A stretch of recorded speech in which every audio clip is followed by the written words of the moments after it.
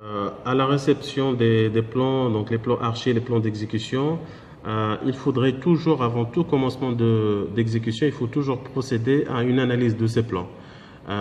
Donc c'est pour ça qu'il est très important de demander, même si on a un jeu de plans cacheté signé, il est très important de demander un jeu de plans mais sous format numérique, de préférence DWG.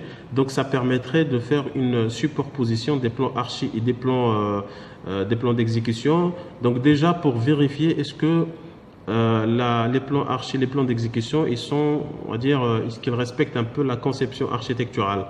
Donc la superposition, elle permettrait de voir l'emplacement des poteaux, des élévations. Donc les poteaux, les voiles par exemple, est-ce qu'il n'y a pas un poteau qui arrive au droit d'un salon ou d'un couloir, etc. Seulement, il y a une différence de taille.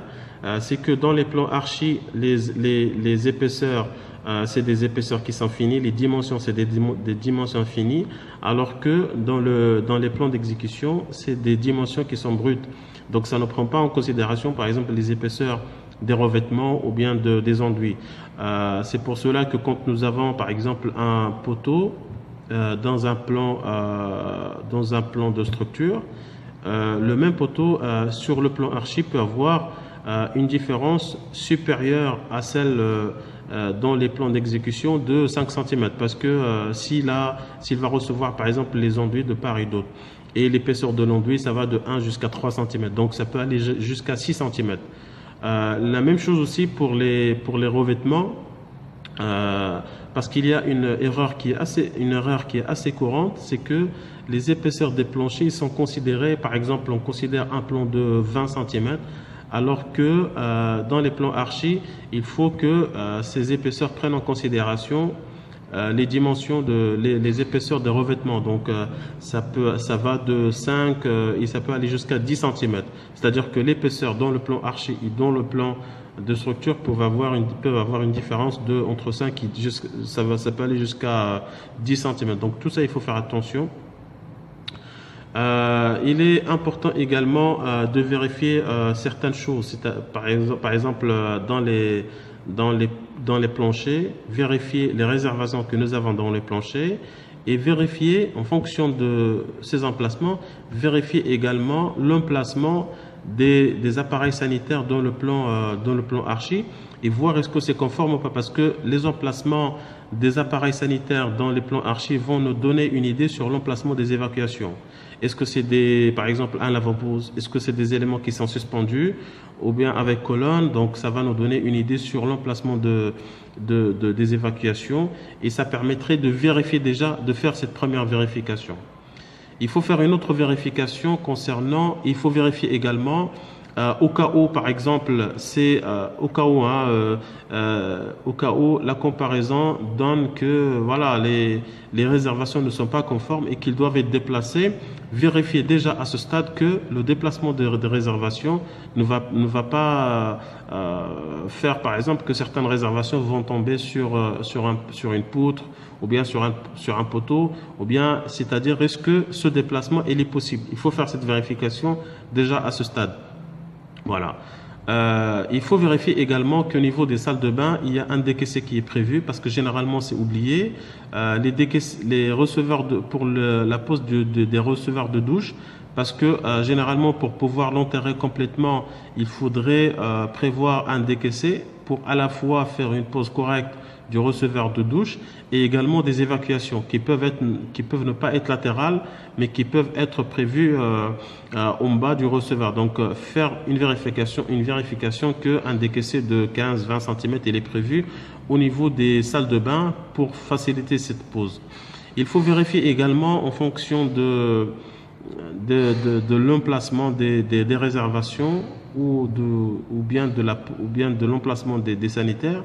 Est-ce qu'il n'y a pas un encombrement? Est-ce que la porte, par exemple, des salles de bain, elle peut s'ouvrir sans problème? Est-ce que ça ne touche pas, je ne sais pas, est-ce que ce ne serait pas bloqué par un lavabo ou bien par un bidet, par exemple? Donc, il faut faire cette vérification qu'il n'y a pas d'encombrement. Il faut également vérifier que, alors la même vérification qu'on a fait tout à l'heure par rapport à la position des éléments, des élévations, donc les poteaux et les voiles, On va vérifier évidemment l'emplacement des poteaux. Est-ce qu'il n'y a pas un poteau ou un voile par exemple qui arrive au droit d'une ouverture, donc au droit d'une poutre, d'une fenêtre, ou bien au droit d'une porte, ou tout simplement un couloir par exemple. Mais vérifier également, faire la même vérification pour les poutres. Et donc vérifier qu'il n'y a pas une poutre par exemple dont la retombée touche une ouverture, donc une fenêtre, ou bien un portail de grande, notamment les portails de grande hauteur. Donc si nous avons par exemple, si notre projet c'est un immeuble, vérifier au niveau par exemple de l'entrée de l'immeuble que la retombée de la poutre ne descend pas jusqu'à toucher carrément la porte quoi. Donc faire ces différentes vérifications. Au cas où nous avons des poutres, on allège, bon, vérifier si c'est le dernier plancher, si le plancher n'est pas accessible, ça c'est pas un problème, mais si le plancher il est accessible, c'est-à-dire la terrasse, si c'est le dernier plancher et que la terrasse elle est accessible, à ce moment-là, il faudrait voir est-ce que ça ne poserait pas problème par rapport à l'utilisation de cette terrasse. Et est-ce que ces allèges sont pris en considération ces allèges sont prises en considération par l'architecte. Il faut vérifier également au cas où nous avons des retombées, de grandes retombées des poutres, vérifier que ces retombées maintenant, au niveau de ces retombées, il y a des cloisons qui sont prévues de façon à ce que ces retombées vont complètement être absorbées par ces cloisons. Et des cloisons de même épaisseur que la poutre, de façon à ce que la poutre elle serait complètement absorbée et cachée par la cloison.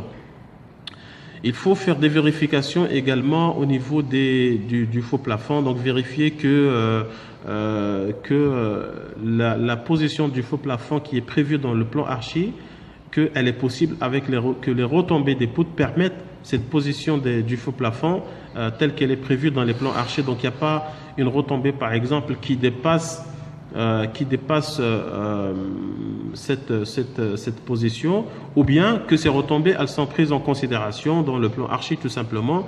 Non seulement vérifier que cette pose elle est possible, mais vérifier également au cas où nous avons des canalisations par exemple qu'on va passer dans le faux plafond, vérifier que faire une première vérification, parce que pour faire une vérification correcte, il faut faire toute la synthèse de toute la tuyauterie qu'on passera dans le faux plafond, mais déjà faire cette première vérification avant de faire la synthèse. Donc ça permet déjà d'avoir une idée, est-ce que c'est possible ou c'est pas possible. J'ai oublié quand on parlait des élévations, j'ai oublié deux petits points rapidement.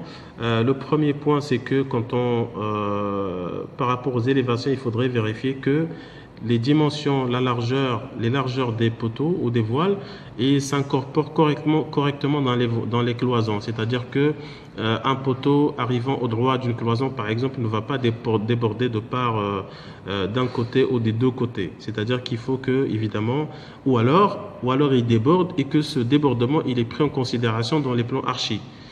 Voilà, donc il faut également faire une vérification très importante, c'est que quand on aurait fait la superposition, il faudrait vérifier que l'emplacement des poteaux d'un niveau à l'autre, qu'ils sont alignés. Évidemment, le poteau, il va probablement changer de section, il va diminuer en avançant vers les niveaux supérieurs, parce qu'il va supporter moins de charge, mais il faut vérifier en tout cas que ces éléments ils sont alignés, c'est-à-dire que le poteau d'en haut arrive au droit du poteau d'en bas, quoi. Il n'est pas posé à côté, il est posé sur le poteau d'en bas.